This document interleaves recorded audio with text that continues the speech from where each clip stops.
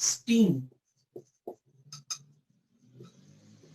at 100 degrees Celsius and at 1 atm pressure. Very simple question. आपको ये बोला है कि वाटर लिक्विड है, इसको स्टीम बना दिया गया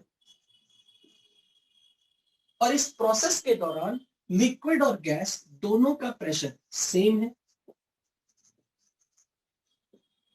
टेम्परेचर भी सेम 100 डिग्री.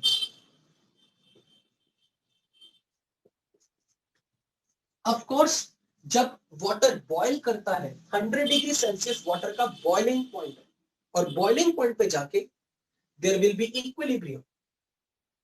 और जब कभी कोई रिएक्शन इक्विलिब्रियम पे आएगी हमारी नजरों में वो थर्मोडायनामिक इक्विलिब्रियम पे. And for thermodynamic equilibrium delta G will be 0.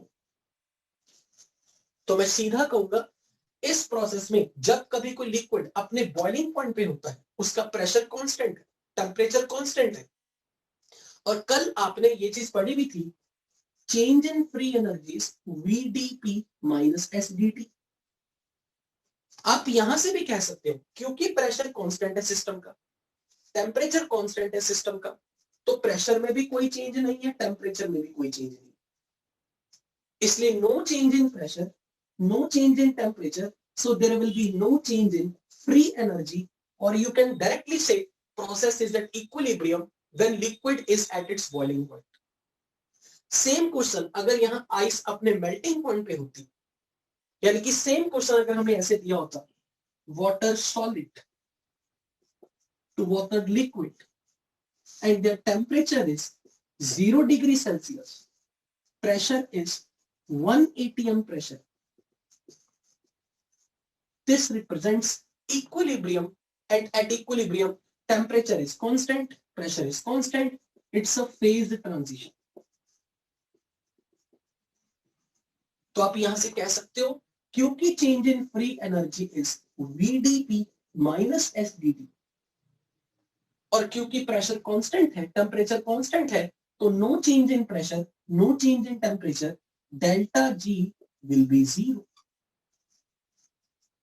इस तरह के इजी क्वेश्चन आपको एग्जाम में आएंगे और उम्मीद करता हूं कि ऐसे क्वेश्चन आप गलत नहीं करने वाले, राइट?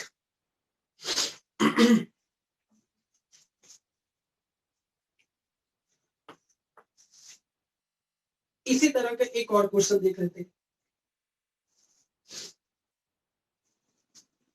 C7. इस टाइप के क्वेश्चन आपको एग्जाम में जरूर मिल सकते हैं क्योंकि हमारा थर्मोकेमिस्ट्री जो आने वाला चैप्टर है वो C7 जैसे क्वेश्चन पर बेस्ड है. क्वेश्चन क्या है, एक रिएक्शन गिवन है,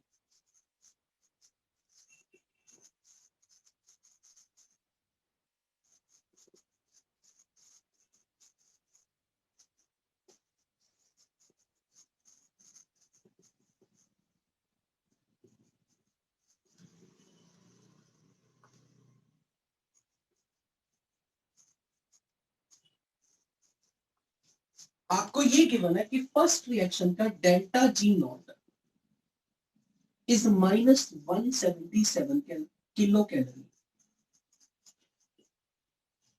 for second reaction change in free energy is minus 19 kilo calorie. आपको दो रिएक्शन दे दी, दोनों रिएक्शंस का डेल्टा G0 गिवन है. मैं अभी आपको बताऊंगा व्हाट दिस सिंबल नॉट, इसका मीनिंग क्या होता है. Calculate delta G0 for this reaction.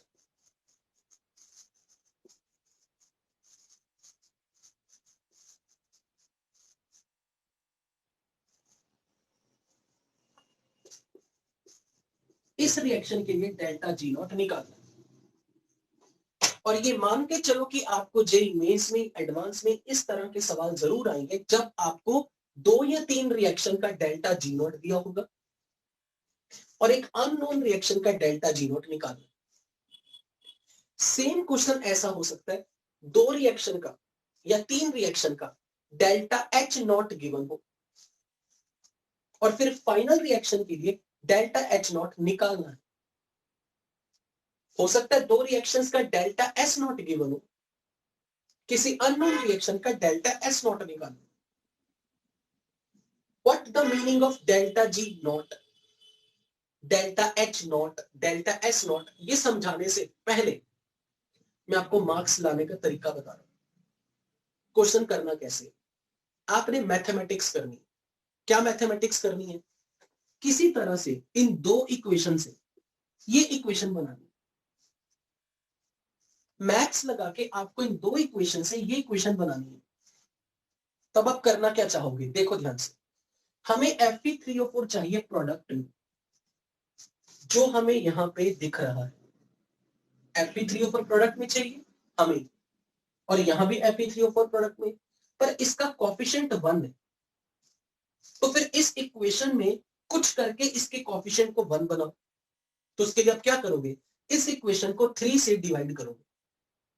You will divide this equation with number 3, ताकि 3 से डिवाइड करने से इसका कोफिशिएंट 1 बन जाए। तो सबसे पहले तो सेकंड इक्वेशन को 3 से डिवाइड करोगे। तो लेट्स से आपने इसे 3 से डिवाइड कर दिया और ये इक्वेशन कुछ ऐसे बन गई।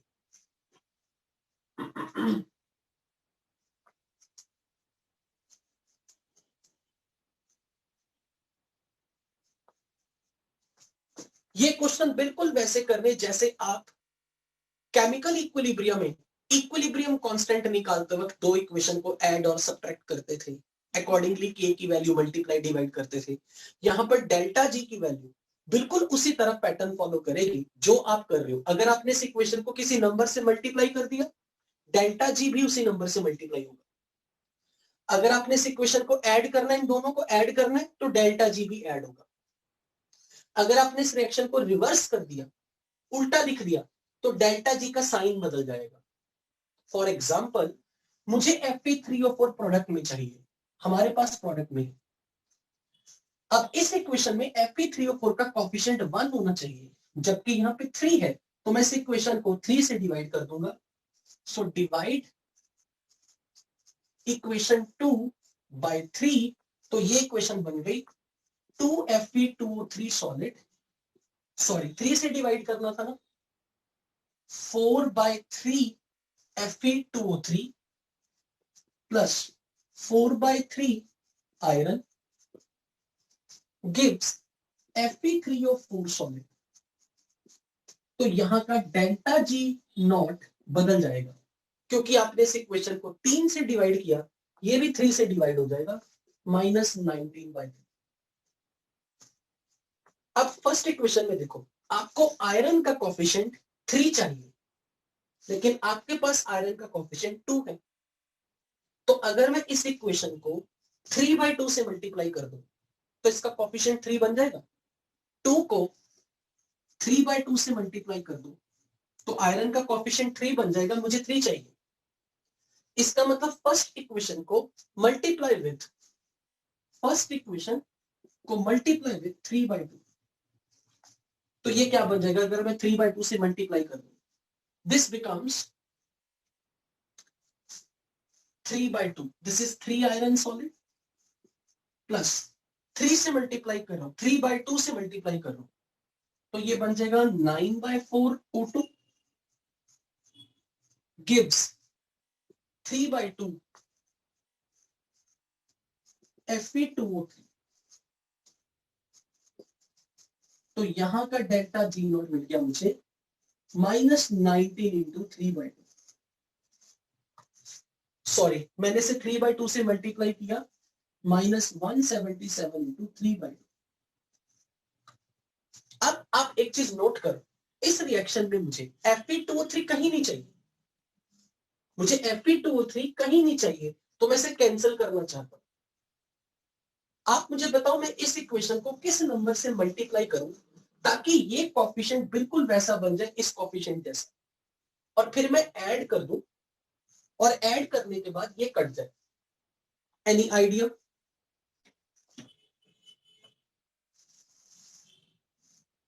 1/3 होना चाहिए। Okay let me check. Fe3O4 का कोफिशिएंट रखना था 1, तो मैंने सिर्फ 3 से डिवाइड किया। 3 से डिवाइड करने पे ये अच्छा यहाँ 1/3 होना चाहिए, सॉरी, क्योंकि ये 1/3 होना था। और इस इक्वेशन में मुझे Fe का कोफिशिएंट 3 चाहिए, तो मैंने 3/2 से मल्टीप्लाई किया, तो ये बन गया 9/4, ये बन गया 3/2। अब बताओ इन दो इक्वेशन को हम कैसे एडजस्ट करें ताकि दोनों इक्वेशन ऐड करने से Fe2O3 कैंसल हो जाए। किस नंबर से मल्टीप्लाई कर दे? अगर मैं इस इक्वेशन को क्या करूं, यहां पर Fe2O3 के लिए ये कोफिशिएंट सेम बनाना है मुझे, और फिर मुझे ऐड करना है। What I should do? 3/2 को 4/3 बनाना है मुझे, तो मैं ये लिख दूं 3/2 को किसी नंबर से मल्टीप्लाई करके मुझे 4/3 बनाना है, तो 8/9 से मल्टीप्लाई कर दूं इस इक्वेशन। अगर मैं 8/9 से मल्टीप्लाई करता हूं, 8/9 से 8/9 से, तो फिर ये भी 8/9 हो गया। और अब मैं इस इक्वेशन को ऐड कर देता हूं, इससे क्या होगा, ये कैंसिल हो जाएगा, क्योंकि ये बन जाएगा 4 और ये बन जाएगा 3, 4/3, ये कैंसिल हो जाएगा। और जब मैं दोनों इक्वेशन ऐड कर रहा हूं, तो फाइनली कोफिशिएंट क्या बन गया, 3 3 9, ये बन गया 8/3 आयरन, प्लस यहां से मिल गया 1/3 iron, which I can write it as 3 iron. Oxygen का लिए ये कैंसल आउट होगी 2O2, और यहां पे मेरे पास बन गया Fe3O4। और क्योंकि मैंने इस इक्वेशन को दोनों स्टेप्स को ऐड किया है, तो ये बनेगा -19/3 प्लस -177 इंटू 4/3। यहां से चेक कर लो, आपके पास जितना डेल्टा जी नॉट आएगा वो इस इक्वेशन के लिए delta G naught, right? Simply addition और subtraction and multiply with suitable number. हो सकता है मैंने थोड़ा कॉम्प्लिकेट कर दिया, सीधा आसान तरीके से भी हो सकता था, है ना? यहां से पर आंसर चेक करो, आपका 242 समथिंग कुछ आंसर आना चाहिए।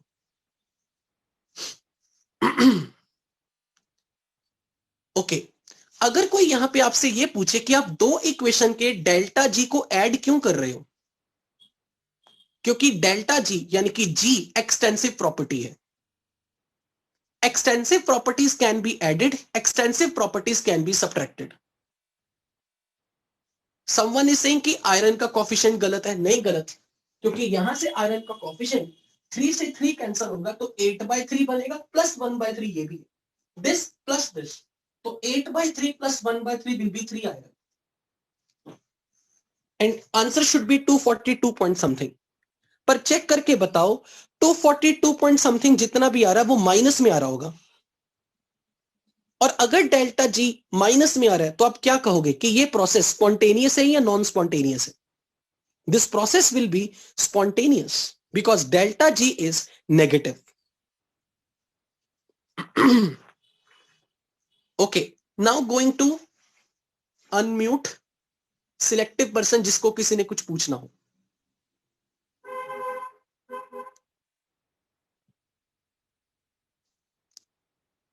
शिवम। सर आपने इससे पहले क्वेश्चन किया था, उसमें आपको कैसे पता चला कि मैकेनिकल वर्क होगा?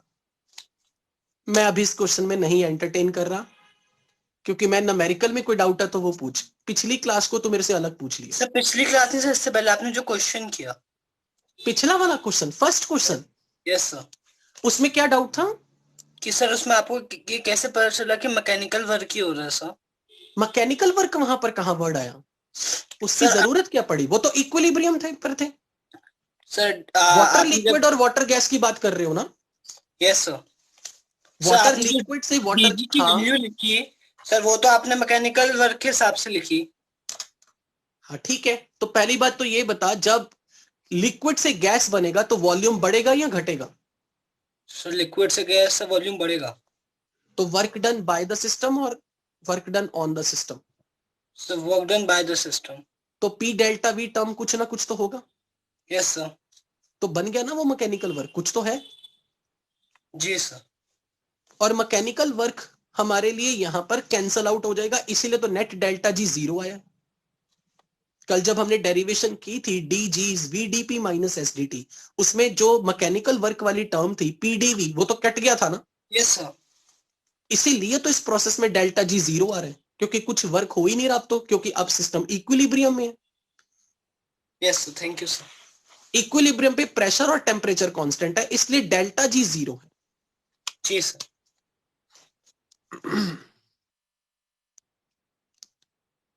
एकलव्यनाथ, एकलव्यनाथ, नो डाउट, गलती से हो गया।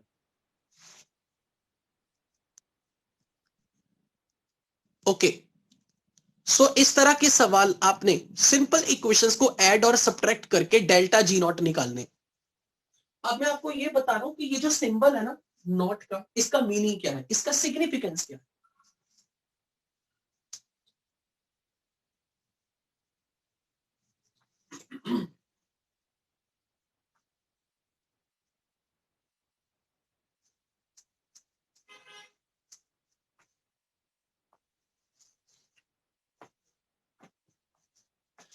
सपोज करो मैंने आपके सामने कोई ऐसा सब्सटेंस लिख दिया, let's say you have a reactant which is a solid or it can be liquid or it can be a gas, not a reactant, I should say. There is a substance or it's a solution. कोई भी substance हम अपनी chemistry में 4 तरह से define कर रहे हैं। It can be the solid, liquid, gas और solution.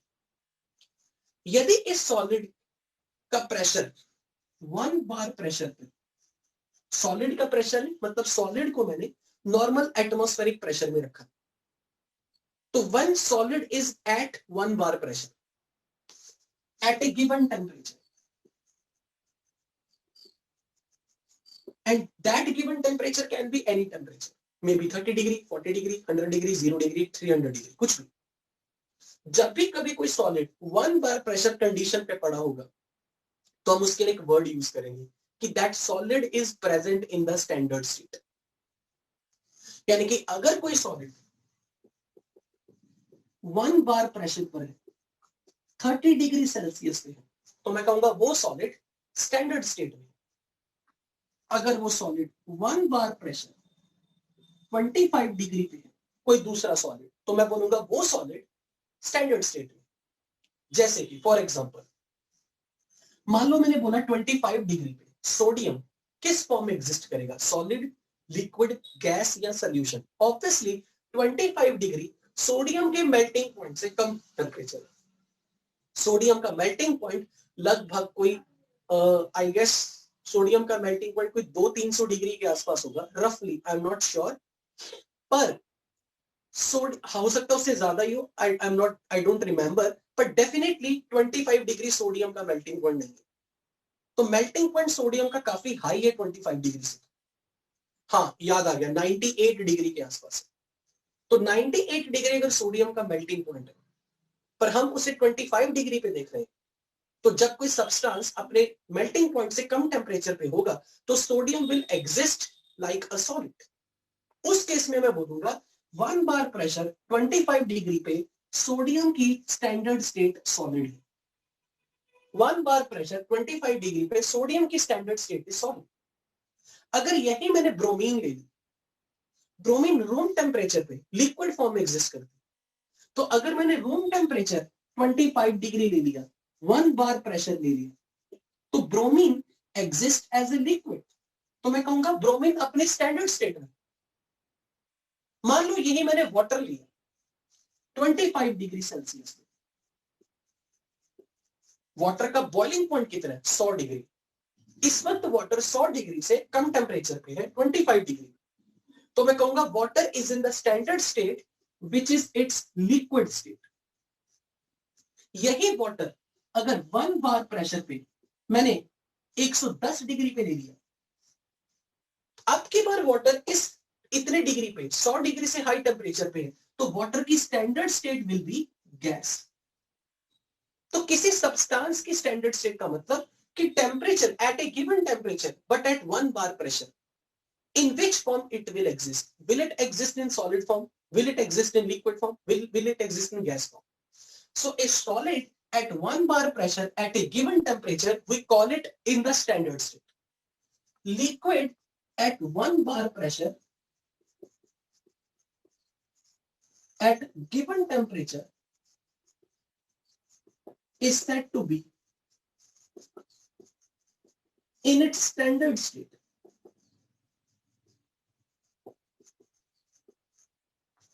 For a gas, is said to be in a standard state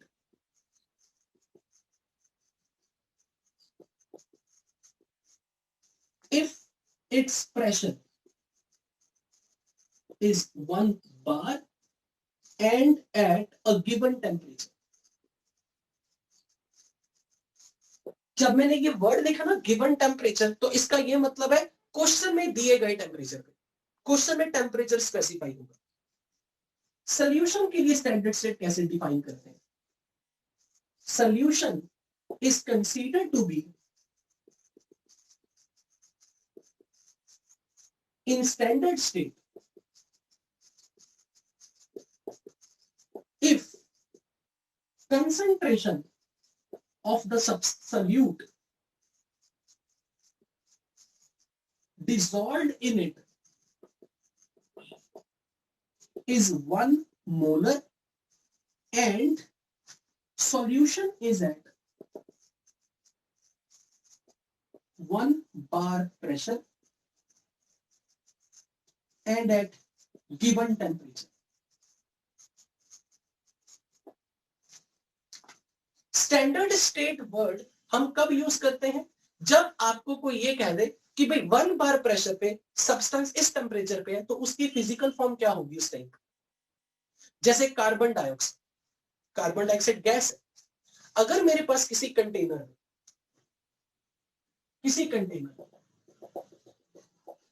carbon dioxide gas है और मान लो कि मैंने इसे 30 डिग्री सेल्सियस को लिया,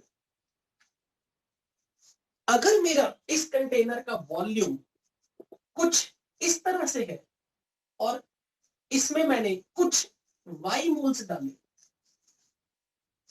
और मैंने अगर PbNRT लगा के देखा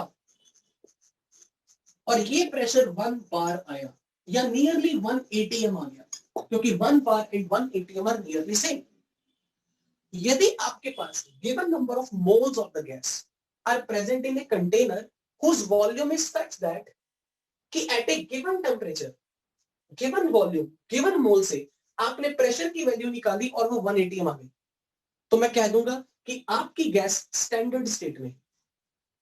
और जब भी कभी कोई गैस या कोई सॉलिड, कोई लिक्विड स्टैंडर्ड स्टेट में होता है, तो उसकी एंथैल्पी के ऊपर उसकी एंथैल्पी H, उसकी एंट्रोपी S, उसका गिब्स एनर्जी G के साथ ये साइन लगाते हैं नॉट का।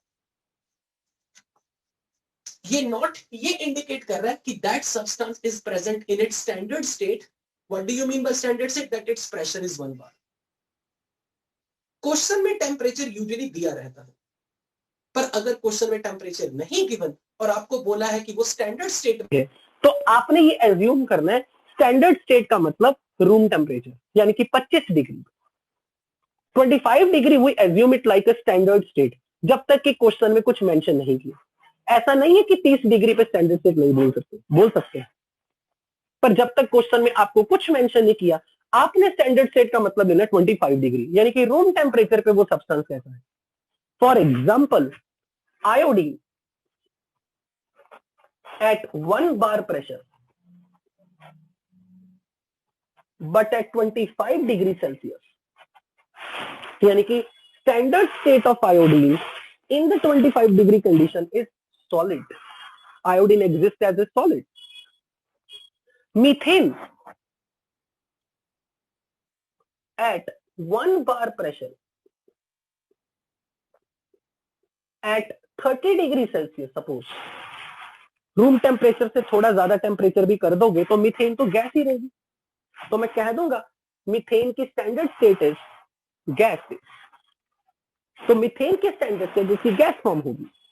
तो स्टैंडर्ड स्टेट का सिंपल इतना मतलब है, जब भी कोई सब्सटेंस 1 बार प्रेशर कंडीशन पे हो, एट ए स्पेसिफाइड टेम्परेचर हो, और अगर क्वेश्चन में वो स्पेसिफाइड टेम्परेचर नहीं किया गया, नहीं मेंशन, तो 25 डिग्री यू कैन टेक।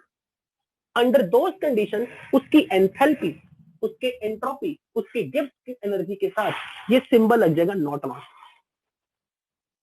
अगर उस सिस्टम की स्टेट बदलेगी, मान लो सिस्टम, मेरे पास कोई गैस है, गैस की इनिशियल स्टेट में उसका प्रेशर 1 बार था, उसका वॉल्यूम कुछ था x लीटर, टेम्परेचर कुछ था let's say 25 degree.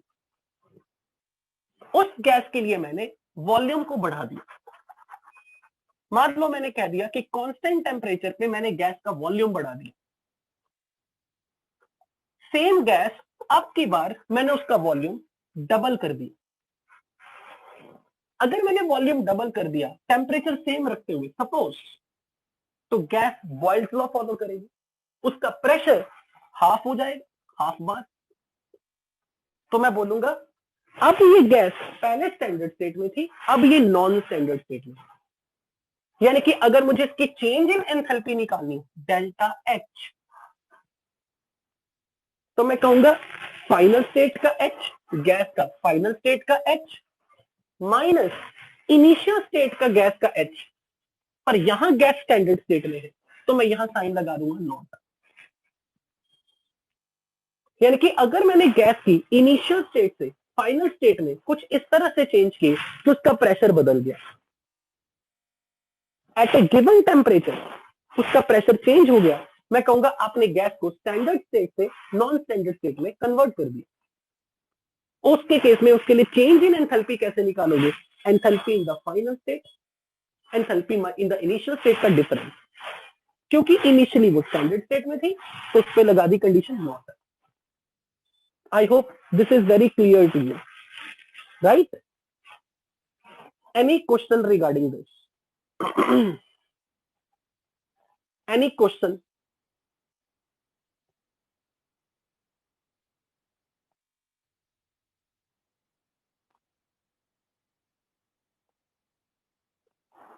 Any query? Okay, I am proceeding ahead. इसी तरह से किसी सॉल्यूशन के लिए स्टैंडर्ड स्टेट क्या मानी जाएगी? मान लो आपने नमक को पानी में घोल दिया, तो नमक को अगर पानी में घोलने के बाद अगर नमक के रिस्पेक्ट में मोलैरिटी 1 मोलर होगी तो मैं कहूंगा कि आपका सॉल्यूशन स्टैंडर्ड स्टेट में है। लेकिन अगर आपने नमक की इतनी क्वांटिटी पानी के गिवन वॉल्यूम में डाली कि ओवरऑल मोलैरिटी कैलकुलेट की वो 1 मोलर नहीं है, वो कुछ 2 मोलर है, 0.5 मोलर है, 0.8 मोलर है, मैं कहूंगा कि आपका सॉल्यूशन स्टैंडर्ड स्टेट में नहीं है। तो अगर कोई आपको ऐसे कह दे, अब आपके जो क्वेश्चन होंगे न्यूमेरिकल में, उसमें आपको ऐसे वर्ड बोले जाएंगे। फॉर एग्जांपल, आपको किसी ने कह दिया ये कोई रिएक्शन है,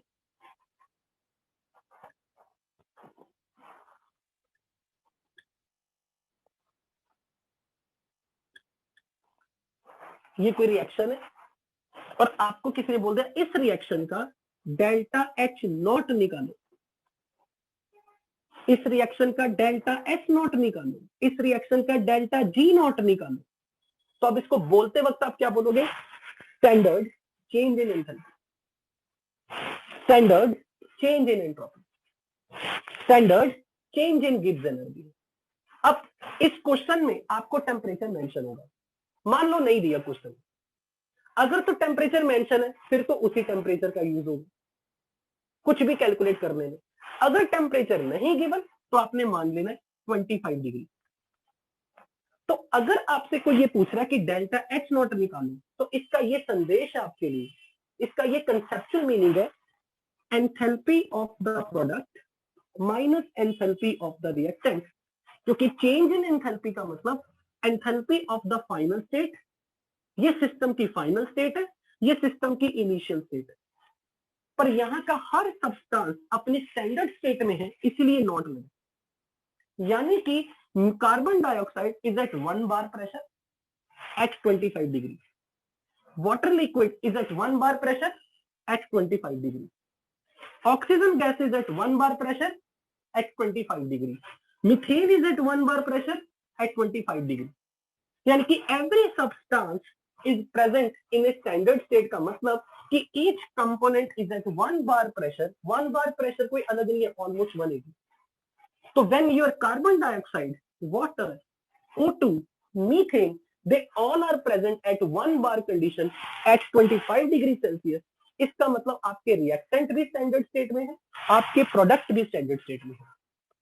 पर आप ये नहीं कह सकते सर अगर इसका प्रेशर 1 बार है, यहाँ भी प्रेशर 1 बार है, प्रेशर तो चेंज ही नहीं हुआ, टेम्परेचर भी 1 बार है, टेम्परेचर भी यहाँ टेम्परेचर भी 25 डिग्री, टेम्परेचर भी 25 डिग्री, कुछ चेंज ही नहीं हुआ। मैं कहूंगा कैसे नहीं चेंज हुआ? सिस्टम के अंदर पहले मीथेन और ऑक्सीजन थी, अब आपके पास कुछ और है, तो सिस्टम के अंदर पार्टिकल्स बदल गए, सिस्टम की स्टेट बदली है, इसलिए चेंज इन एंथैल्पी कुछ ना कुछ आएगा। सिस्टम का अगर प्रेशर कांस्टेंट रहा 1 बार, टेम्परेचर कांस्टेंट रहा 25 degree, 25 degree, does it mean कि सिस्टम की स्टेट नहीं बदली?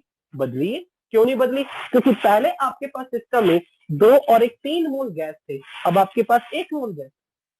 लिक्विड का वॉल्यूम तो considered like negligibly small with respect to gas, आपने यूडियोमेट्री में भी किए थे न्यूमेरिकल। तो आप ये कह सकते हो कि 3 मोल गैस से 1 मोल गैस बन गई, मोल्स चेंज हो गए, सिस्टम की स्टेट बदल गई।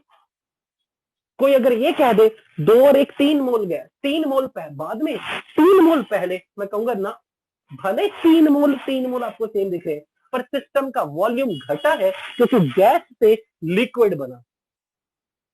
और अगर वॉल्यूम चेंज हुआ है तो definitely I can say system की स्टेट बदली।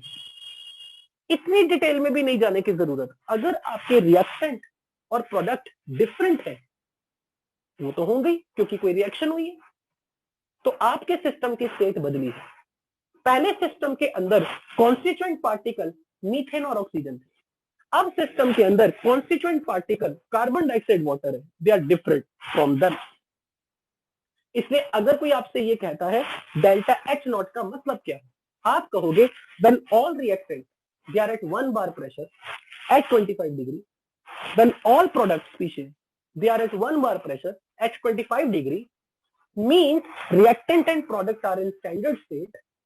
In this case, whatever the change in enthalpy,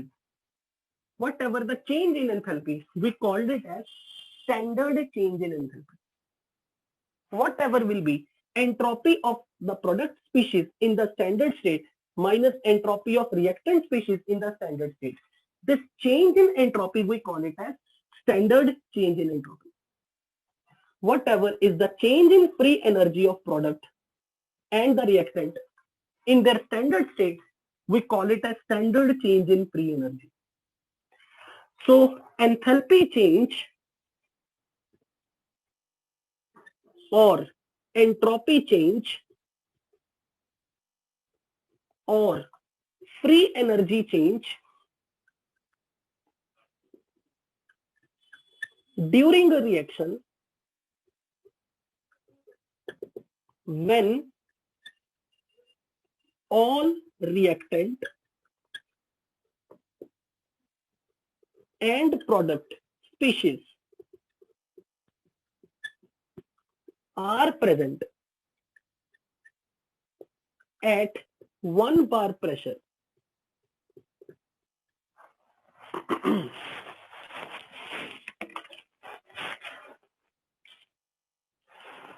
and at a given temperature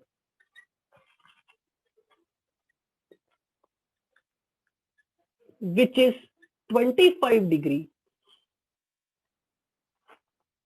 if not mentioned, we call it as standard change in enthalpy or entropy or free energy. और thermochemistry के chapter में आपने हर बार हर question में यही निकाला, what is standard change in enthalpy, what is standard change in free energy, what is standard change in Gibbs energy, right?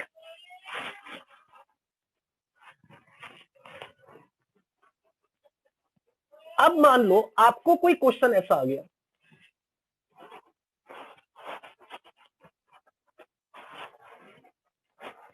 आपको कोई ये कह दे कि अपने पास कोई गैस है,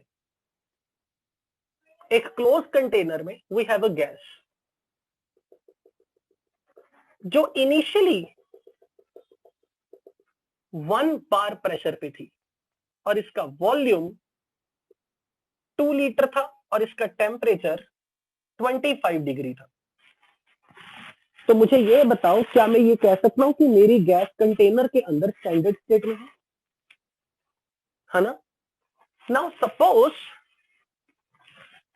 बाहर का pressure T external is let's say 0.3 बार। ऐसे केस में कंटेनर के अंदर की गैस एक्सपैंड करेगी या कॉन्ट्रैक्ट होगी? ऐसी कंडीशन में गैस का प्रेशर देखो, गैस का प्रेशर कितना है? 1 बार। बाहर का प्रेशर देखो 0.3 atm या 0.3 बार। तो कंटेनर के अंदर गैस हाई प्रेशर पे है, तो ऑब्वियसली हर स्टूडेंट ये समझ सकता है कि गैस का प्रेशर ज्यादा है, तो ऐसे केस में तो गैस एक्सपैंड करेगी। मान लो कोई आपको ये कह दे हमने गैस को एक्सपैंड करवाया रिवर्सिबली एंड आइसोथर्मली, तो आप ये देख सकते हो कि फाइनली गैस का वॉल्यूम पहले से कुछ बढ़ जाएगा, तभी गैस एक्सपैंड करेगी। और गैस कब तक एक्सपैंड करेगी? जब तक गैस का अपना प्रेशर 0.3 बार ना बन जाए, यानी कि बाहर के प्रेशर के बराबर जब तक ये ना हो जाए, जब तक गैस का अपना प्रेशर बाहर के प्रेशर के बराबर ना हो जाए तो गैस एक्सपैंड करती जाएगी। अब आप मुझे एक बात बताओ कॉमन सेंस से, जब बाहर का प्रेशर कम है और गैस का प्रेशर ज्यादा है, तो क्या गैस अपने आप एक्सपैंड करेगी या मुझे बाहर से ढक्कन को बाहर खींचना पड़ेगा? क्या गैस खुद एक्सपैंड कर सकती है बिना मेरी हेल्प के? ऑब्वियसली यस, क्योंकि ढक्कन मूवेबल है, मासलेस पिस्टन है और अंदर का प्रेशर ज्यादा है, तो ऑब्वियसली गैस को एक्सपैंड करने के लिए मेरी परमिशन ही चाहिए। This process will take place spontaneously. अब कोई कह दे during this reversible and isothermal expansion find delta G of the gas।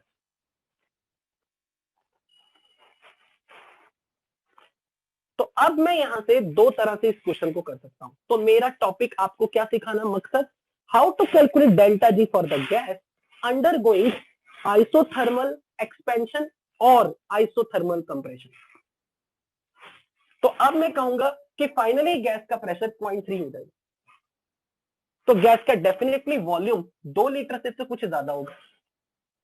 और अगर आइसोथर्मली आपने करवाया तो गैस के लिए initial pressure into initial volume will be final pressure into final volume, क्योंकि बॉयल्स लॉ गैस ओबे करेगी। तो आप ये बता सकते हो कि गैस का अगर इनिशियल प्रेशर 1 बार है, इनिशियल वॉल्यूम 2 लीटर है, फाइनल प्रेशर 0.3 बार है, तो गैस का फाइनल वॉल्यूम 20/3 लीटर होगा। Right? Now, if you are carrying out this process reversibly as well as isothermally और मुझे डेल्टा जी निकालना है, तो मान लो किसी स्टूडेंट ने ये इक्वेशन लगाई, उसने कहा सर मैं इसको ना इस तरीके से निकालना चाहता हूं, मर्जी लगा सकते हैं। आपको ये कह दे कि आइसोथर्मल प्रोसेस है, तो आप जानते हो कि आइसोथर्मल प्रोसेस में थर्मो पार्ट 1 में आपने ये पढ़ा था, आइसोथर्मल प्रोसेस में गैस के लिए delta H0 I'm not going to explain you why. You should remember it. In fact, you should not remember this. You should have in your mind कि भाई एन आइसोथर्मल प्रोसेस में delta H zero क्यों होता है। इसका मतलब यहां पर अगर आप किसी तरह से टेम्परेचर इंटू डेल्टा एच का प्रोडक्ट देखो, वो डेल्टा जी आएगा। टेम्परेचर आपको मालूम है 298 केल्विन, आइसोथर्मल प्रोसेस है, दिस यू नो। तो आपका काम सिर्फ डेल्टा एच निकालना। और याद करो, डेल्टा एच किसी गैस के लिए निकालना होता था तो मैंने आपको एक इक्वेशन दी थी, NCVN ln T final by T initial plus NR ln V final by V initial। Revision delta S की, प्रोसेस आइसोथर्मल है तो T initial T final same, तो ये कैंसिल और ये बन गया NR ln V final by V initial. And delta S अगर आपको पता है और मैं इस इक्वेशन में पुट कर दूं minus T delta S which is minus 298 into NR into natural log of V final by V initial.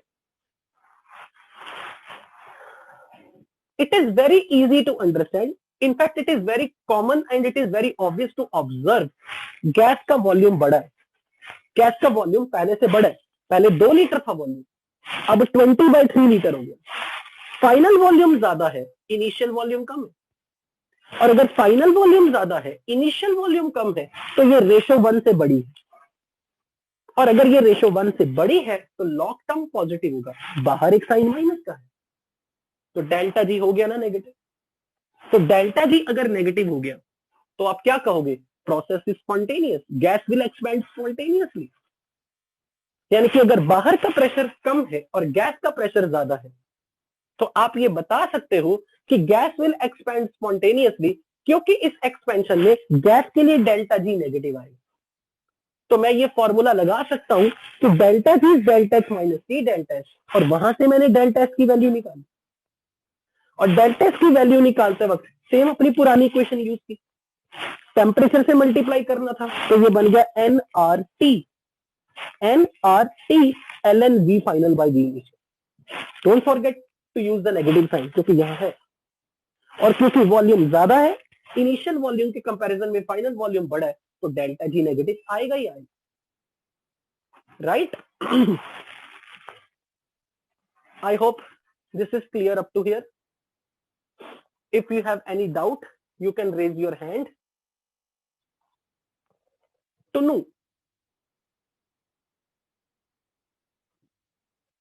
टुनू को तो मैं अनम्यूट ही नहीं कर पा रहा हूं, मेरे पास ऑप्शन नहीं आ रही टुनू को अनम्यूट करने की। ओके, सुहानी, सर ये प्रोसेस रिवर्सिबल कैसे होगा? पी एक्सटर्नल और पी इंटरनल में तो सिग्निफिकेंट वेट, मेरी बात सुन। मैंने भले ही ऊपर रेत नहीं रखी, जब मैं रिवर्सिबली करवा रहा हूँ ना, बाय डिफॉल्ट मैंने ऊपर रेत रखी हुई और मैं धीरे धीरे रेत का कण हटा रहा हूँ। ओके सर, समझी? Yes, जब उन्होंने बोल दिया ना कि रिवर्सिबली करवाई है, इसका मतलब कि उसको धीरे धीरे धीरे धीरे पिस्टन को उठाया जा रहा है। ठीक है, ओके। सूरज शर्मा, सर थोड़ा सा बोर्ड जूम कर दीजिए ना। हाँ कर दिया। एक्चुअली द मोमेंट में पार्टिसिपेंट लिस्ट में जाता हूँ ना, वो अपने आप छोटा हो जाता है। कोई इतना ही डाउट है? रखिएगा सर। पहले ये बता, डाउट है? नो सर, डाउट नहीं है। अब रख जल्दी से माइक अपना बंद कर। कुशल बंसल, सर ये आइसोथर्मल में तो डेल्टा E 0 होना चाहिए था ना, डेल्टा H कैसे 0 होगा? वाह वाह वाह, वेरी गुड, शाबाश। भूल गया बालक। अच्छा ये याद है, delta H is equal to delta E plus delta PV। Yes sir. Isothermal process में डेल्टा E कितना होता है गैस के लिए? सर 0 हो जाएगा। ओके, अच्छा पीवी को मैं लिख सकता हूँ NRT। Yes sir. अपने माइक को थोड़ा दूर रखियो क्योंकि आवाजें आ रही है। ओके तो सर। अगर गैस क्लोज कंटेनर में मोल्स और R कांस्टेंट है, यस सर। तो NR अगर बाहर आ गया तो अंदर डेल्टा T बचा। यस सर हो प्रोसेस गया सर आइसोथर्मल है तो भैया ये भी 0 है। यस सर हो गया सॉरी सर और भाई साहब ऐसे क्वेश्चन पूछने नहीं चाहिए आपको थर्मो पार्ट 1 कंप्लीट होने के बाद। सॉरी अब सर इसको दूसरा तरीका देख, डेल्टा एच को इस इक्वेशन को हम कभी भी लगा सकते, कोई भी प्रोसेस हो कैसी भी हो, आइसोबारिक आइसोथर्मल एडियाबैटिक हमेशा लगा सकता हूँ। सीधा कह सकते कि आइसोथर्मल में डेल्टा टी 0 तो डेल्टा एच 0। ओके सर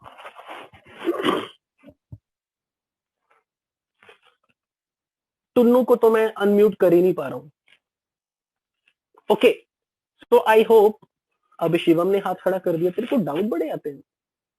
हाँ शिवम, सर आपने पहले क्वेश्चन जो पहले बताया सर वो अभी तक कुछ समझ में ही नहीं आया कि आपने उसमें बोला क्या सर। वो समझ में आया कि work done by the system, उसके बाद कहाँ work done by the system की बात, सर कौन फर्स्ट सी क्वेश्चन वाली? जो आपने आज की क्लास का कराया तेरे को भी आंसर दिया तो मेरे भाई। सर, वही तो सुन नहीं पाए सर। कहाँ फंसा रह जाता है तू? वाटर लिक्विड है, इक्विलिब्रियम विद वाटर गैस, ठीक है। Yes sir. प्रेशर कांस्टेंट है, टेम्परेचर कांस्टेंट है। अगर मैं यहां से डी को देखूं तो जो हम कल कर रहे थे क्या लिख रहे थे, डी यू प्लस क्या, याद है कुछ? Yes sir, D U D plus of PV DPV minus DTS. TDS minus SDT, yes sir. ठीक है।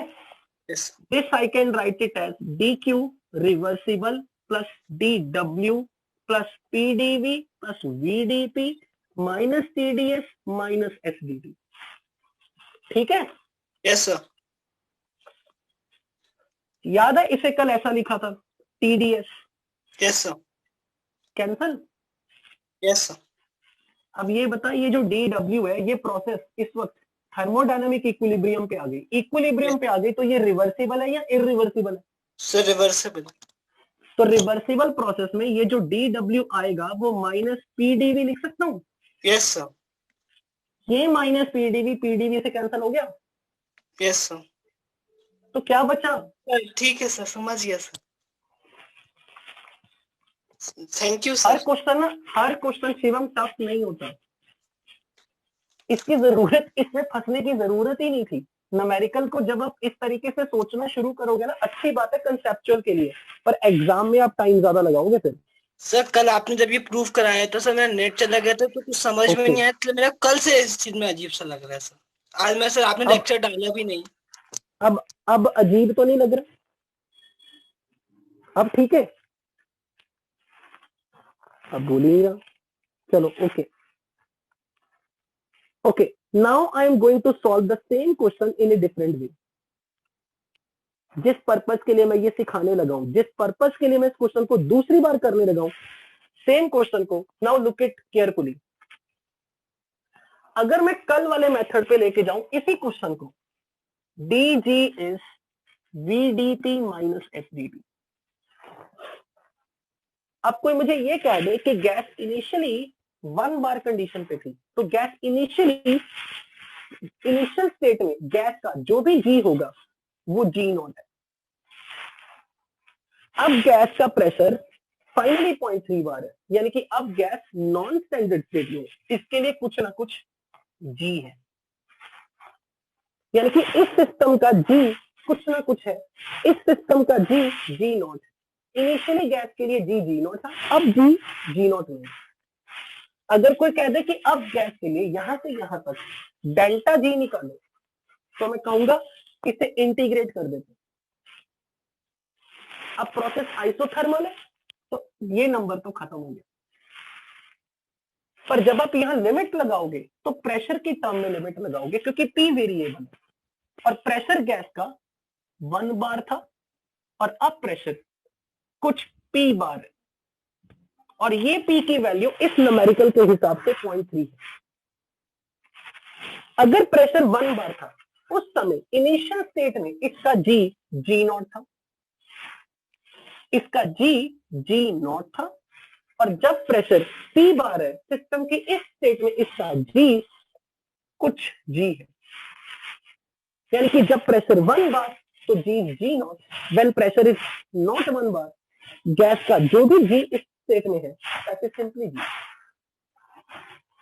अब अगर मैं इसको इंटीग्रेट करूं, डी जी की इंटीग्रेशन लिमिट्स लगा के, ये बनेगी जी माइनस जी नॉट।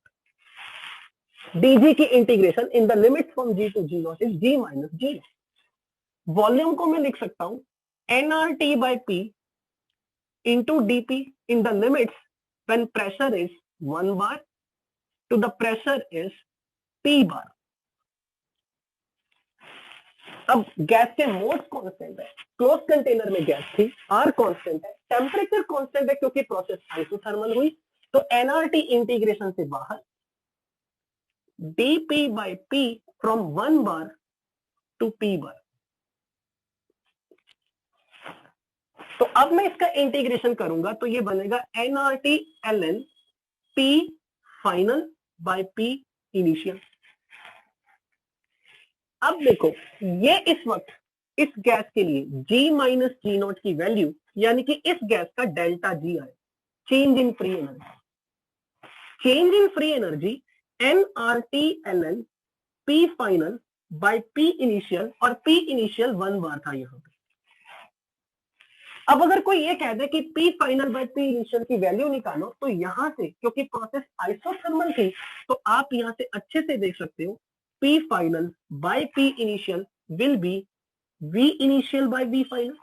मानते हो p final by p initial is v initial by v final. मैं इसे यहां पुट कर दूं तो आपको आपत्ति नहीं होनी चाहिए।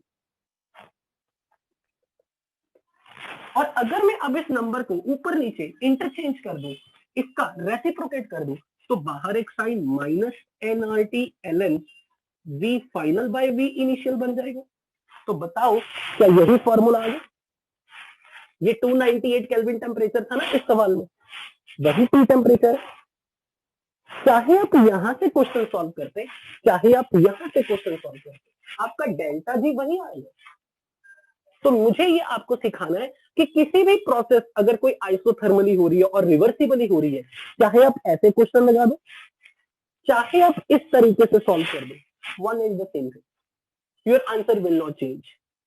ये मैंने सिर्फ इसलिए करके बताया ताकि आपको ये ना लगे कल जब सर ने D G VDP minus SDP पढ़ाया इसका लक्ष्य क्या है, why it has been taught, हमने तो डेल्टा जी ऐसे पढ़ा था।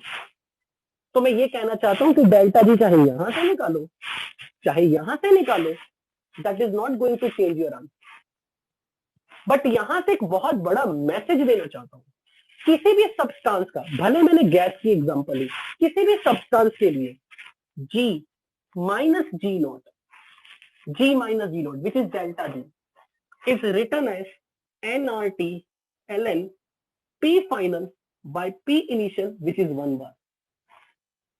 This equation is a standard equation. जब भी किसी सब्सटेंस के लिए, क्योंकि देखो कोई सॉलिड लिक्विड वगैरह सोल्यूशन वगैरह होते हैं तब तो बात अलग है, जब कोई गैस की बात हो रही है, जब गैस का इनिशियल प्रेशर 1 बार है और फाइनल प्रेशर कुछ और है, 1 से कम या 1 से ज्यादा डिपेंडिंग ऑन द क्वेश्चन, तो आपको कोई ये कह दे G माइनस जी नॉट का मतलब क्या है, आप कहोगे G माइनस जी नॉट, उसके लिए डेल्टा G है which is nRT ln P final by P initial. यहां से थर्मोडायनामिक्स सीधी की सीधी थर्मोकेमिस्ट्री से लिंक हो जाती है। अब आप इससे बहुत कुछ सीखने वाले हैं।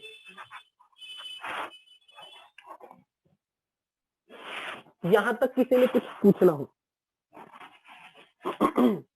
Any question till now? चिन्मय यादव, यस चिन्मय। सर अगर प्रोसेस आइसोथर्मल लिए होंगे तब भी G माइनस जी नॉट का फॉर्मूला यही रहेगा। देखो तब टी इंटीग्रेशन से बाहर आएगा या नहीं वो मैटर करता है, पर अगर आपको याद हो चिन्मय, जब हमने जी की डेरिवेशन की थी ना डेल्टा जी की, तो आपको याद हो तो मैंने 3 कंडीशन लगवाई थी, process is reversible, process is carried out at constant temperature and process is carried out at constant pressure. Yes sir. मैंने जब डेल्टा जी को डेल्टा एच माइनस की डेल्टा लिखा था तो मैंने वहां पे कंडीशन लगा दी थी कि हम आइसोथर्मल प्रोसेस के लिए ही डेल्टा जी निकालें। Yes sir. ठीक है, Yes, तो उसी तरीके से हम यहाँ बात कर रहे हैं कि भाई हमारी प्रोसेस आइसोथर्मल है, सिस्टम का टेम्परेचर कांस्टेंट है, तब उस केस में G minus G naught NRT ln P final by P initial होगा। okay, sir. Is that clear? तो यस सर, लेकिन सर जब हम डीजी लिखते हैं तो DG is equals to VDP minus SDT होता है, और अगर आपने हाँ। बोला कि जो जो डेल्टा जी है वो टेम्परेचर कांस्टेंट पे मेजर करते हैं, तो फिर हम अब जो देखो स्मॉल यहाँ पर देखो, मान लो आपका टेम्परेचर कांस्टेंट नहीं है, यस ठीक सर, है, मान लो प्रोसेस एडियाबेटिक होती है, उस केस में आप टेम्परेचर को भी फिर इंटीग्रेट करते हो, यस तब सर, आप एस को टी की टर्म में लिख के फिर यहाँ इंटीग्रेट करते हो, फिर आप इसे ये नहीं कह सकते थे कि ये टर्म खत्म है, यस पर सर, आपके लिए स्टेप लेकिन बढ़ जाते हैं बस। हाँ सर ऐसा हो तो सकता है, लेकिन जैसे मतलब जैसे फॉर्मूला में तो दिख रहा है, लेकिन जो small change in delta G जो डीजी है वो तो आइसोथर्मल पे वो तो आइसोथर्मल पे कैलकुलेट होता है, लेकिन ये तो टी के पर रिलेशन एक में आ चीज गया। देखो, हाँ, जब मैं कल आपको जो पढ़ा रहा था डीजी वीडीपी माइनस एसडीटी, तो मैंने आपको हमेशा ये चीज बोली कि भाई रियलिटी में अगर किसी सिस्टम का जी बदलना है तो वो पी और टी का फंक्शन है। अगर आपका टी कांस्टेंट है फिर तो ये टर्म गई, फिर प्रेशर के चेंजेस ही जी कंट्रोल करेगा। अगर किसी केस में टेम्परेचर चेंज हो रहा हो तो फिर उस केस में आप डायरेक्ट डीजी को वीडीपी माइनस एसडीटी ये टर्म इग्नोर नहीं कर सकते। यानी कि ये कंफर्म है कि जब आप इस इक्वेशन को लगाते हो ना, delta G delta H minus T delta, और आप किसी भी प्रोसेस के लिए ए से बी बना रहे हो, तो आप ये मान के चल रहे हो जो टेम्परेचर सिस्टम का बी स्टेट में है वही टेम्परेचर ए स्टेट में। इससे कोई फर्क नहीं पड़ता, ध्यान से समझना। अच्छा क्वेश्चन पूछा आपने। मान लो कि सिस्टम का टेम्परेचर T1 से सिस्टम का टेम्परेचर T2 हो गया, प्रेशर P1 से P2 हो गया, वॉल्यूम V1 से V2 हो गया। अगर मुझे सिस्टम के लिए डेल्टा जी इस स्टेट से इस स्टेट में निकालना है, क्योंकि जी स्टेट फंक्शन है, उसको कोई फर्क नहीं पड़ता अगर आप इसको किसी ऑल्टरनेटिव आइसोथर्मल प्रोसेस से निकाल लो। मान लो मैं ये कह दूं कि मैं इस स्टेट से इस स्टेट तक किसी डिफरेंट कंडीशंस के उसे कैरी आउट कर रहा हूं कि इसका टेम्परेचर मैंने चेंज नहीं होने दिया। हालांकि मुझे लिखना नहीं चाहिए ऐसा, जब मैं बोल रहा हूं कि मैंने आइसोथर्मल तरीके से उसका डेल्टा जी निकाला, उस केस में तो मैं ये कह दूंगा कि भाई मेरा ये नंबर 0 है। पर अगर कोई कह दे नहीं यार, हम यहाँ पर टेम्परेचर चेंज हो रहा है सिस्टम का, और सिस्टम का अगर टेम्परेचर चेंज हो रहा है तब आप ऑब्वियसली ऐसे नहीं लिख सकते टी डेल्टा। तब उसको आप कैसे लिखोगे? अगर आपको याद हो तो डेल्टा जी delta H minus delta T S था। उस केस में आप इसके लिए ऐसे लिखोगे delta H minus T2H2 minus T1S। Temperature in the final state, entropy in the final state minus temperature in initial state, entropy in the initial state. तब आप इसे ऐसे निकालोगे। अब आप ये नहीं कहोगे कि टेम्परेचर मान लीजिए कि यहाँ पर कांस्टेंट है, नहीं है। ऑब्वियसली कोई नहीं, मतलब कोई अग्री नहीं करेगा इस चीज से कि टेम्परेचर कैसे कांस्टेंट है। अब टेम्परेचर कांस्टेंट नहीं है तो आपको फिर डेल्टा टीएस में T2H2 माइनस T1S1 करना है। Is this clear? Yes sir. Any other query?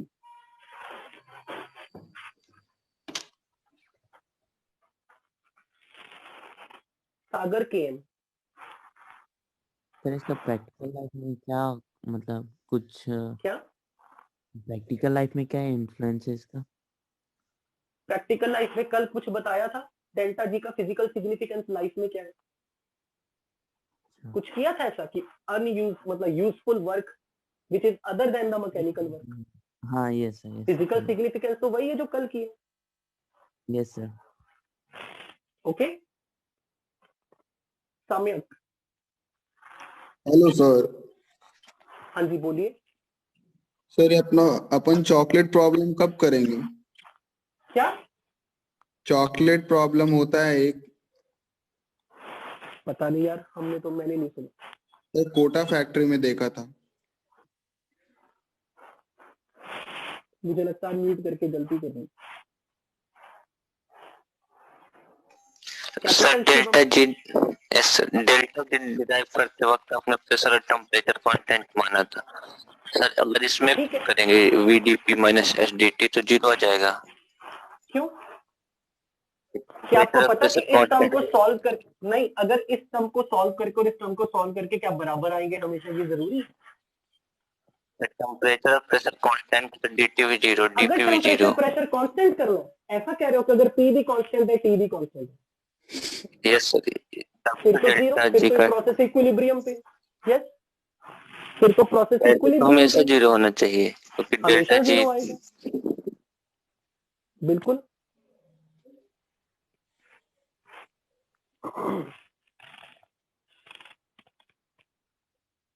Harsh Shukla,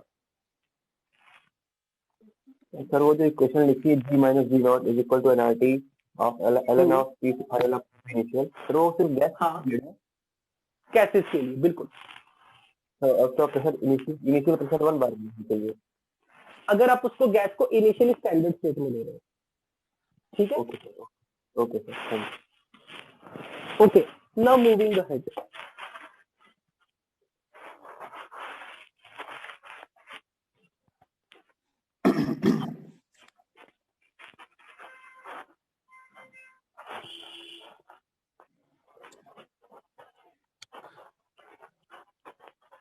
Just close your mics for everyone, please close your mics.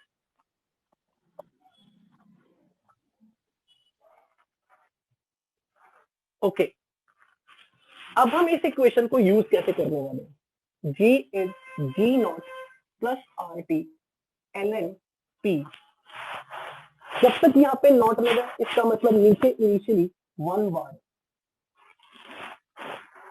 अगर आपको याद हो तो हमने केमिकल इक्विलिब्रियम में एक टर्म पढ़ी थी, एक्टिविटी और एक्टिव मास। तो रियलिटी में किसी गैस के लिए ये जो रेशो है, किसी गैस का प्रेशर नॉन स्टैंडर्ड स्टेट में डिवाइडेड बाय उसका प्रेशर 1 बार, यानी कि स्टैंडर्ड स्टेट में, यानी कि P of the gas by P naught. This ratio is called activity or active mass for the gas. In fact, we always prefer to use the word activity. किसी भी gas के लिए ये जो ratio होती है P by 1 बार, यानी कि मैं ये कह सकता हूं किसी गैस का प्रेशर ही उसकी एक्टिविटी। तो जब भी आप प्रेशर को P बार डिवाइड बाय 1 बार कर रहे हैं, तो हम तब बोलेंगे कि हमारी गैस के लिए ये नंबर एक्टिविटी है। सपोज करो मैंने आपको कोई रिएक्शन दे दी ऐसे, N2 gas plus 3H2 gas gives ammonia, और मैंने आपको ये कह दिया कि इस प्रोसेस के लिए delta G for the reaction बताओ at 300 Kelvin.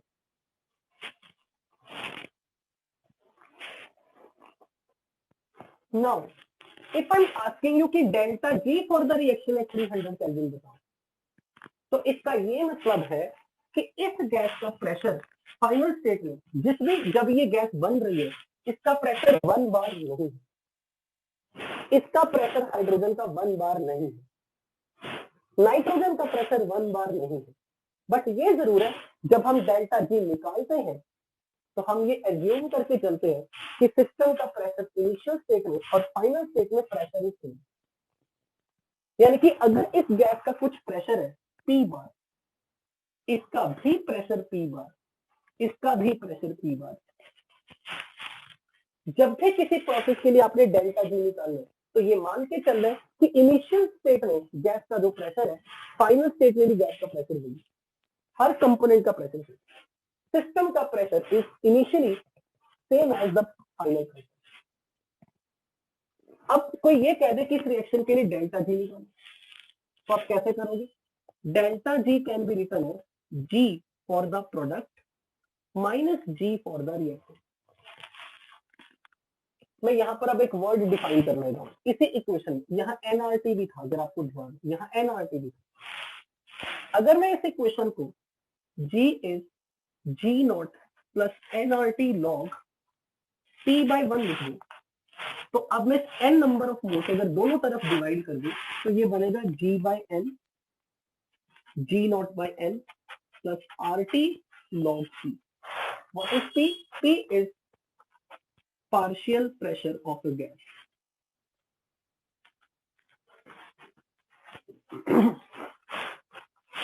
किसी नंबर को अगर मैं मोल से डिवाइड कर दूंगा तो अब मैं इसके लिए नाम रखूंगा GM, मतलब molar free energy, free energy for 1 mole substance, molar free energy. This will be called as GM naught, यानी कि standard molar free energy plus RT/ln P for any substance, for every component which is a gas.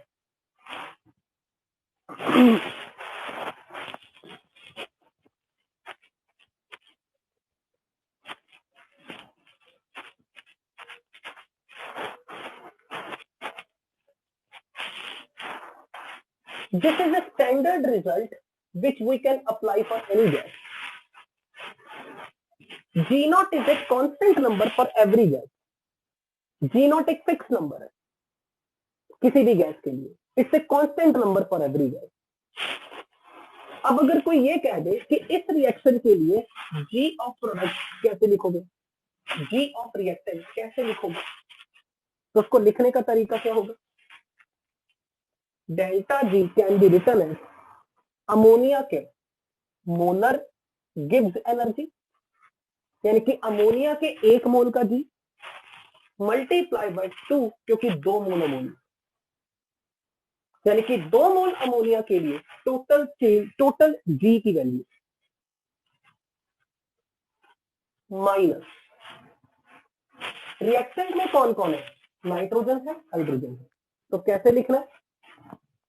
Molar free energy for N2 into 1 plus molar free energy for H2 into 3, क्योंकि ये N2 के 1 mole का G multiply by its coefficient, क्योंकि you have 1 mole N2. Molar free energy for H2 और H2 के 3 मोल, तो फिर 3 मोल के लिए G. So molar free energy for N2 into coefficient, molar free energy for H2 into coefficient. This is how you can calculate delta G.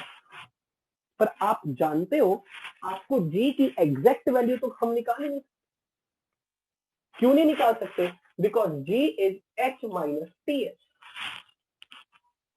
Third law लगा के आप किसी सब्सटेंस की एब्सोल्यूट एंट्रोपी H निकाल सकते हैं, पर किसी सब्सटेंस का एब्सोल्यूट H नहीं निकाल सकते. तो हम किसी भी सब्सटेंस का एब्सोल्यूट G नहीं निकाल सकते. तो आप इस तरीके से लिख तो सकते हो, पर आप इसकी वैल्यू नहीं जानते. इसलिए हमें कोई ऑल्टरनेटिव मेथड निकालना पड़ेगा कि हम इस इक्वेशन का डेल्टा G कैसे निकालें. उसके लिए हमें इस इक्वेशन को यूज करना है. क्या इक्वेशन यूज होगी? Gm for ammonia. I'm using now this equation. Gm naught for ammonia plus RT log of partial pressure of ammonia. अब मैं मेंशन करूंगा कि मैं सिर्फ कंपोनेंट की बात करूं. Partial pressure of ammonia minus Gm naught for N2, क्योंकि Gm can be written as Gm naught plus RT log of pressure of that substance, जिसके लिए आप इक्वेशन लगा दो. This is plus RT ln partial pressure of N2 का partial pressure plus Gm naught for H2 plus RT into partial pressure of H2 into 3, क्योंकि ये 3 number भी है. तो अगर मैं इस इक्वेशन को एक्सपेंड कर दूं तो ये मेरे लिए क्या बन जाएगी? Delta G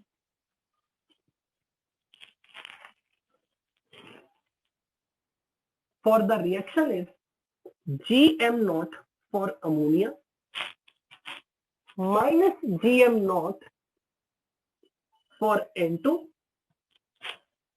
plus 3GM naught for H2। मैंने GM naught वाले सारे नंबर अलग अलग कर लिए। GM naught of this minus GM naught of this, minus plus minus, यहां स्क्वायर ब्रैकेट थी पूरी, तो +3 इंटू -1, वो माइनस बाहर ही है, तो -3 times GM naught of this plus RT common, तो ये बन गया log partial pressure of ammonia minus log partial pressure of N2 -3 times log partial pressure of H2। मैंने यहां PH2 लिख दिया, यहां लॉग भी आए, plus 3 times GM naught for H2 plus RT ln partial pressure of H2। जब मैंने आपको ये बोला ना कि सिस्टम का प्रेशर इनिशियल स्टेट में और फाइनल स्टेट में सेम है, तो मेरा ये कहने का मतलब है पूरे सिस्टम का प्रेशर, ये पूरे सिस्टम का pressure initially, total pressure initially और फाइनल प्रेशर वो सेम, यानी कि इनके पार्शियल प्रेशर कुछ अलग है, और जो भी टोटल प्रेशर सिस्टम के पहले है वही फाइनल प्रेशर सिस्टम का बाद में। इसलिए इसका कुछ पार्शियल प्रेशर है, इसका कुछ पार्शियल प्रेशर है, इसका कुछ पार्शियल प्रेशर। तो अब मैंने सारी पार्शियल प्रेशर वाली टर्म अलग अलग कर दी, RT कॉमन निकाल के। अब आप इस चीज को देखो जरा, ये नंबर क्या दिखा है, जैसे आपने डेल्टा जी लिखा था अमोनिया का GM इंटू 2 माइनस नाइट्रोजन का GM into 1 3 times GM of H2, ये सेम टर्म बन गई, लेकिन फर्क कितना है, GM नॉट है, ये सिर्फ GM नॉट है, GM not of product minus GM not of react. तो GM not of product minus GM not of reactant, this term we call it as delta G naught for the reaction. This term we call it as delta G naught for the reaction. It's a constant number for the gas. It's a constant number for the gas. So delta G naught her reaction का एक constant number है. So this number is a delta G naught plus RT ln of pressure. अब मैं इसको कैसे लिख रहा हूं? This can be written as delta G is delta G naught for the reaction plus RT into ln partial pressure of ammonia upon partial pressure of N2 into partial pressure of H2 का cube. क्यों लिखा है? ये 3 है, तो मैं इसको ये इसका क्यूब बना सकता हूँ, and log m minus log n minus log q, तो डिवीजन। दिस इक्वेशन अगर आपको ध्यान हो तो जब भी कभी किसी भी कंडीशन में एट ए गिवन कंडीशन, जब यहाँ का कुछ अमोनिया का पार्शियल प्रेशर है, कुछ भी नाइट्रोजन का पार्शियल प्रेशर, कुछ हाइड्रोजन का partial pressure, this ratio if you remember आपने लिखी थी RT ln QP। अगर आपको याद हो केमिकल इक्विलिब्रियम में ये नंबर QP था, because it is activity, actually activity, क्योंकि P/1 is P, it's an activity of ammonia in a given condition, activity of nitrogen in a given condition, activity of hydrogen in a given condition, raised to power their coefficient।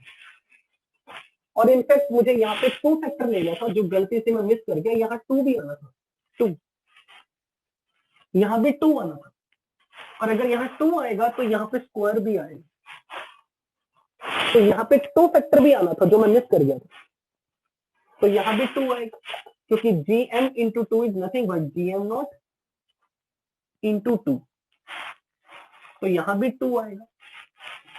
So this equation representing delta G naught for the reaction plus RT log के अंदर जितनी भी terms आ रही है they are basically activity of the gas.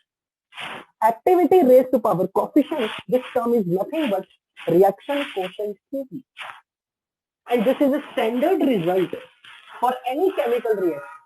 कोई भी reaction अगर हो रही है उसके लिए आप ये रिजल्ट हमेशा लगा सकते हो, delta G is delta G not plus RT ln QP। अगर मेरे पास कोई रिएक्शन ऐसी हो रही है, carbon monoxide gas plus half O2 giving you CO2 gas, तो मुझे कह दे कि इस रिएक्शन का डेल्टा जी कैसे लिखोगे? मैं कहूंगा अब मैं डेल्टा जी दो तरह से लिख सकता हूँ, delta H minus P delta for this reaction. मैं से ये लिख सकता हूँ delta G naught for the reaction plus RT ln क्या QP। कैसे लिखना QP? Partial pressure of carbon dioxide gas raise to power its coefficient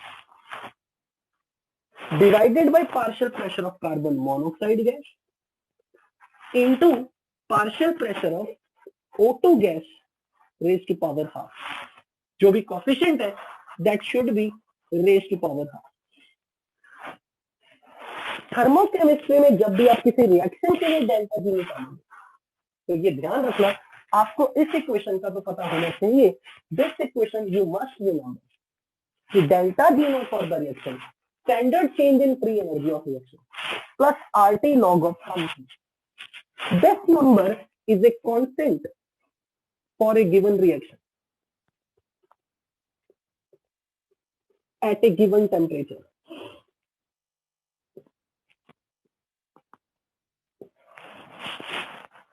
Up to here, if you have any doubt.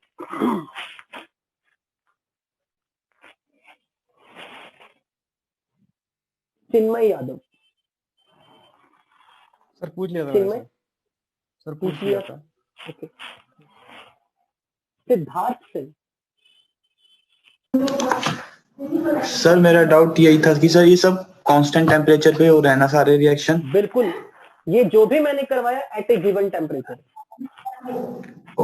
Okay sir, बस यही पूछना था sir. मानस दीवान। Hello. हाँ मानस बोलो। Sir हम लोग किसी भी सब्सटेंस के लिए जी नॉट निकाल सकते हैं? वो भी नहीं निकाल सकते? नहीं, जी नहीं निकाल सकते तो जी नॉट भी नहीं निकाल सकते। हम जी माइनस जी नॉट निकाल सकते। अच्छा ठीक है सर।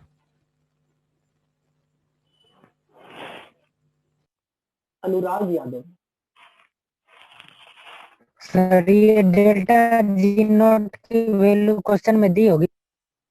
डेल्टा जी नॉट की वैल्यू क्वेश्चन में दी होगी। डेल्टा जी नॉट की वैल्यू क्वेश्चन में दी होगी। ठीक है, ओके सर। डेल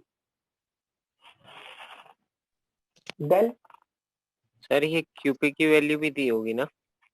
नहीं, क्यों? QP निकालना केमिकल इक्विलिब्रियम में नहीं सीखा था? हाँ वो तो निकाल सकते, तो प्रेशर हर वहां किसी से का निकाल सकते, पता होना चाहिए। हाँ। Akshay Roshan, you can leave the class बेटा।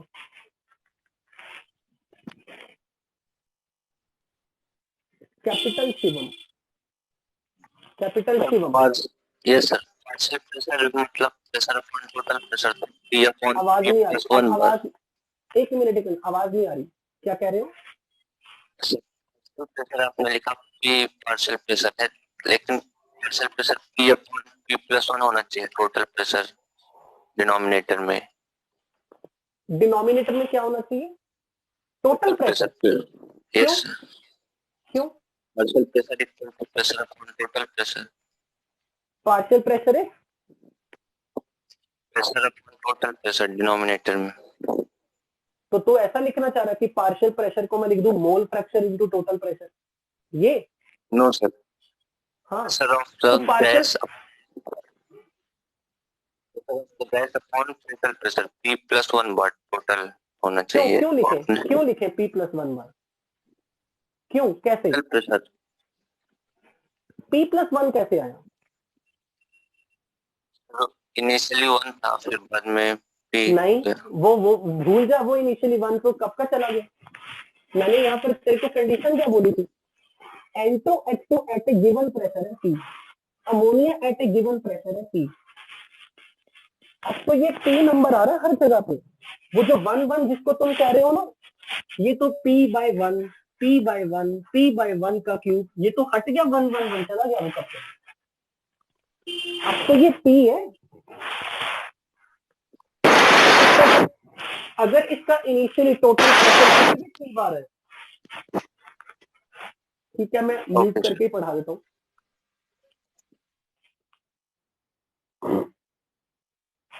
Okay, so if you have any other query, you can ask me on the phone or by message, क्योंकि अनम्यूट करते आपको पता लग चुका कि क्या हो रहा है।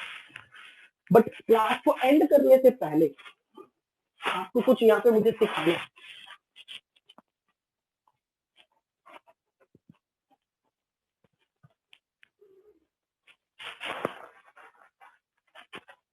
अब से ऑनवर्ड किसी भी केमिकल रिएक्शन के लिए आप हमेशा रिलेशन क्या लगाया करोगे? केमिकल रिएक्शन का delta G is delta G not plus RT ln Q for the gas phase reaction.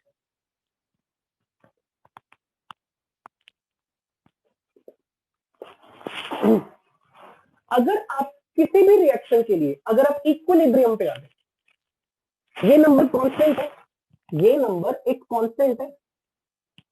मान लो मुझे इस कांस्टेंट की वैल्यू पता करनी है, और इस कांस्टेंट की वैल्यू पता करने के लिए मैं क्या कंडीशन लगा रहा हूं? At equilibrium Q becomes Kp। Equilibrium constant Q की वैल्यू Kp होती है, और आप ये पढ़ चुके हो, at equilibrium delta G becomes 0। तो अगर डेल्टा जी इस इक्वेशन में मैं ये पुट कर दूं कंडीशन, तो delta G 0 is delta G not plus RT ln Kp। तो यहां से डेल्टा जी नॉट की वैल्यू क्या आई? Minus RT ln Kp। और अगर आप जब तक T चेंज नहीं करते, Kp नहीं बदलेगा, क्योंकि डेल्टा जी नॉट एक कांस्टेंट नंबर है, इसका वैल्यू T और log Kp के प्रोडक्ट पे डिपेंड करता है। At a given temperature T, K is not going to change, इसलिए हर रिएक्शन का delta G naught at a given temperature उसके लिए कांस्टेंट। और अगर मैंने इस कंडीशन पे ये कांस्टेंट की वैल्यू निकाली है, तो अगर किसी कंडीशन पे इक्विलिब्रियम नहीं भी आया होता तो कांस्टेंट की वैल्यू तो वही रहती तब। तो मैं ये कह सकता हूं, अगर मैं इस कांस्टेंट की वैल्यू यहां पुट कर दूं, तो इक्वेशन बन गई delta G is minus RT ln Kp, delta G not की value, plus RT ln Qp, and this becomes RT ln Qp minus ln Kp, which is RT ln Qp divided by Kp।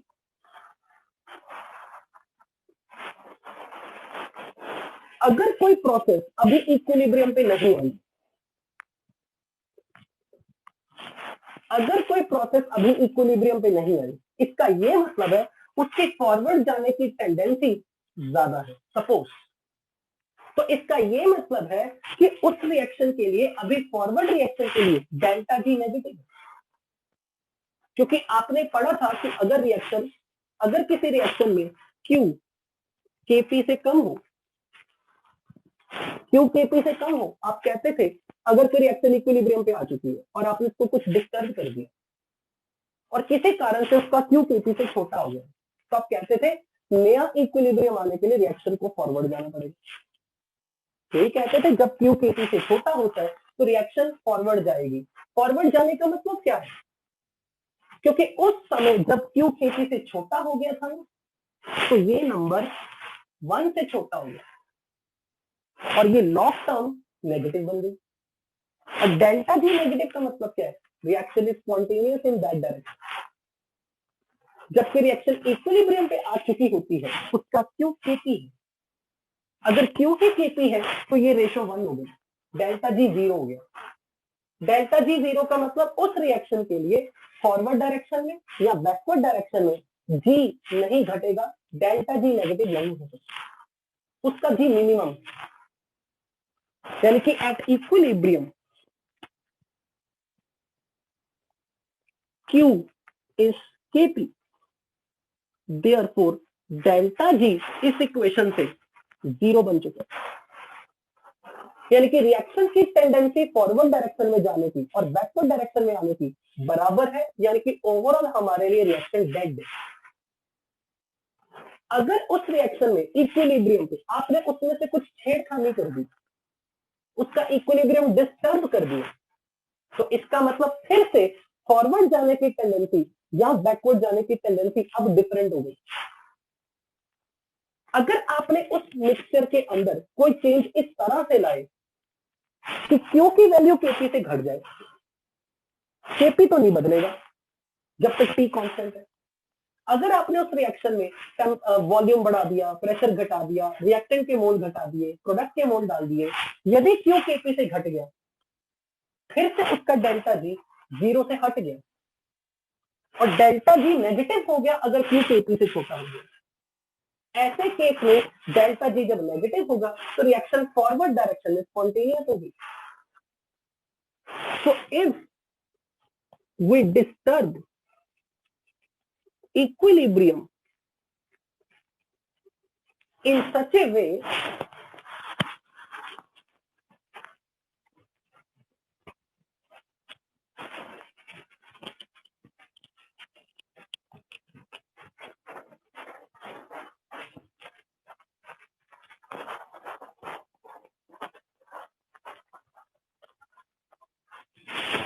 So if we disturb equilibrium in such a way that Q becomes less than Kp, तो इस reaction में फिर से delta G की value RT ln QP by KP less than 1 हो गई, sorry negative हो गई।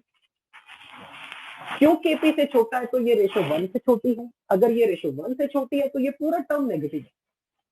मतलब reaction is spontaneous in forward direction.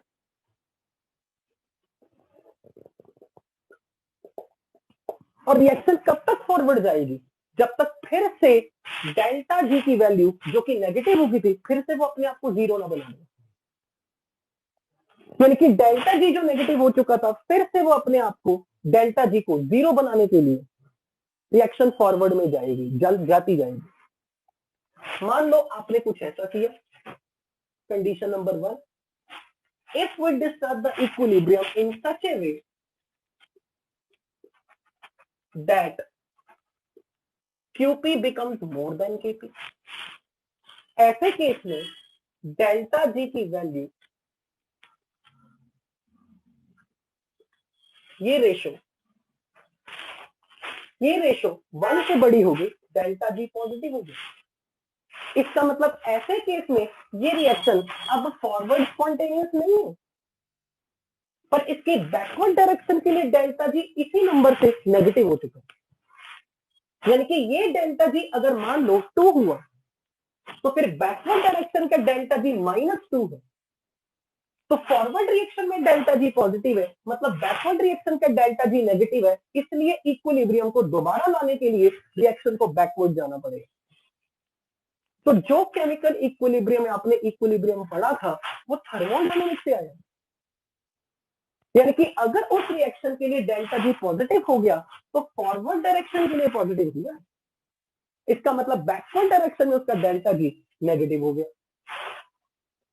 This implies delta G for the reaction is negative for the backward direction.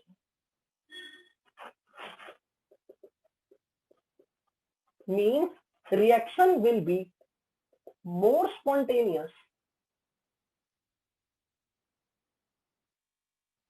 in backward direction। इसीलिए जब तक नया equilibrium नहीं आ जाता रिएक्शन बैकवर्ड जाती है, क्योंकि सारी गेम डेल्टा जी की हो रही है। डेल्टा जी का कनेक्शन क्यू से है, के से है, पर डेल्टा जी नॉट का कनेक्शन केपी से। तो तो आपको न्यूमेरिकल जो भी आएंगे वो इन दो फॉर्मूला से रिलेटेड है। तो अगर मैं फॉर्मूला की समरी दे दूं तो अभी तक आपके थर्मोडायनेमिक्स पार्ट 2 को आज खत्म करते हुए फॉर्मूलाज में हम लिख सकते हैं delta G is delta H minus C delta which can be written as delta G not plus R T log QP. और डेल्टा जी नॉट की वैल्यू अगर कभी आपसे पूछी जाए तो minus R T natural log of KP. और natural log को लॉग टू द बेस 10 बनाने के लिए minus 2.303 R T log to the base 10 for KP. इस टॉपिक से रिलेटेड क्वेश्चन आपको थर्मोडायनेमिक्स पार्ट में भर भर के मिलेंगे। शीट में जो क्वेश्चन होंगे आपके वो इस टाइप के फॉर्मूला पर बेस्ड, और जो मैंने आज आपको क्लास में 2-3